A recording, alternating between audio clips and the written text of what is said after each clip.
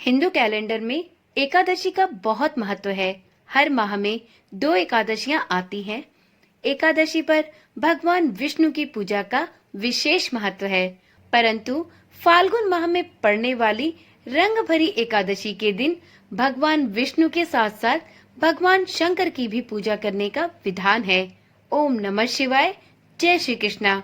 आप सभी का सनातन धर्मसार चैनल पर बहुत बहुत स्वागत है।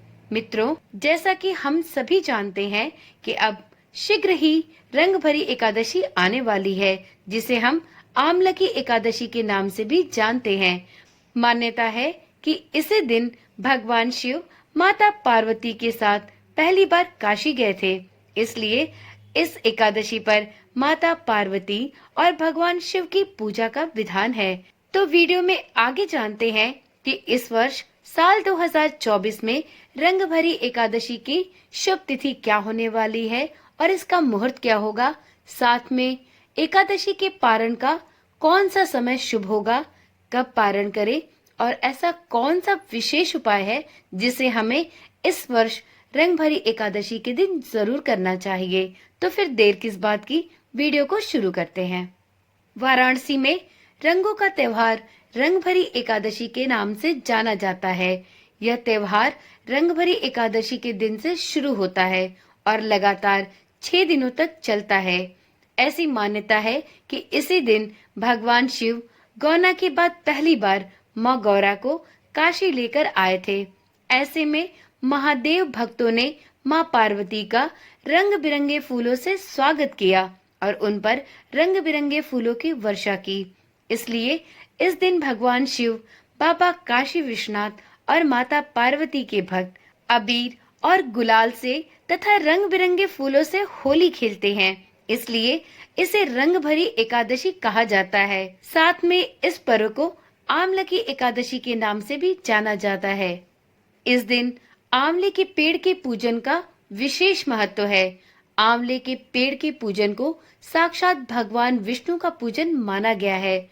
ऐसी मान्यता है कि एकादशी के दिन ही ब्रह्मा जी के अश्रु श्री हरि विष्णु के चरणों में गिरकर आंवले के पेड़ में बदल गए थे। तब से इस एकादशी को आमलकी एकादशी के रूप में भी पूजा जाता है और इस एकादशी के दिन नारायण की पूजा के साथ साथ आंवले के पेड़ का पूजन भी किया जाता है। साथ ही भगवान विष्णु को आंवला अर्पित किया जाता है। तो चलिए जानते हैं कि रंग भरी एकादशी, आंवला एकादशी या जिसे आमलकी एकादशी कहते हैं, यह इस वर्ष किस दिन पड़ रही है और इसका शुभ मुहूर्त क्या होने वाला है। इस वर्ष 20 मार्च को दिन बुधवार के दिन रंग भरी एकादशी पड़ने वाली है।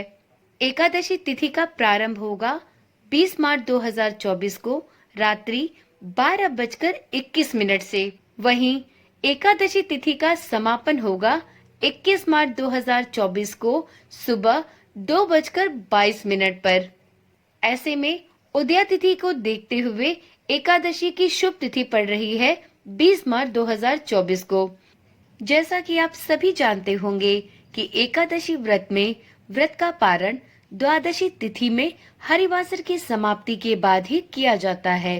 तो इस वर्ष 2024 में रंग भरी एकादशी या आमलकी एकादशी में हरिवासर की समाप्ति का समय होगा 21 मार्च 2024 को सुबह के 8:58 पर। तो अब जानते हैं हरिवासर की समाप्ति के बाद द्वादशी तिथि में पारण का शुभ समय और मुहूर्त क्या होने वाला है।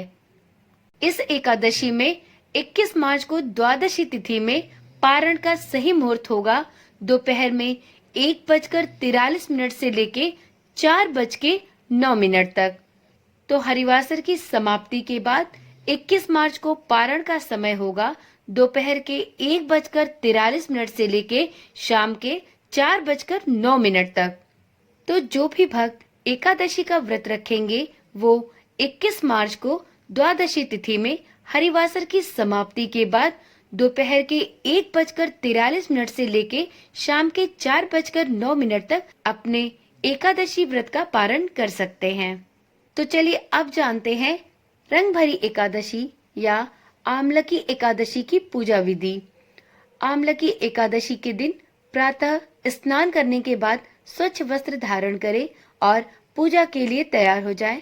सर्वप्रथम भगवान विष्णु का ध्यान करते हुए अपने हाथों में तिल के दाने, दूर्वा और मुद्रा रखें। इसके पश्चात ओम नमो नारायणाय नमः मंत्र का जाप करते हुए श्री हरि विष्णु की प्रतिमा के समक्ष इनको समर्पित कर दें। आंवले की पूजा कर भगवान श्री हरि को आंवला अर्पित करें। श्री हरि विष्णु को चंदन का टीका लगाकर पुष्प चढ़ाएं और विष्णु चालीसा का पाठ करें। अंत में आमलकी एकादशी व्रत की कथा सुने और परिवारजनों को भी सुनाएं। इसके पश्चात श्री हरि विष्णु को भोग लगाकर उनकी आरती करें। तत्पश्चात प्रसाद को सभी में वितरित करें।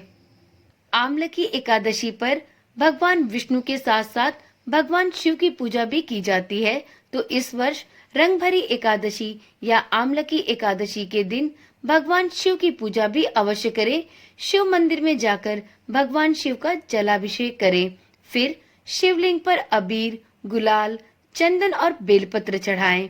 इस दिन माता पार्वती का 16 श्रृंगार करें।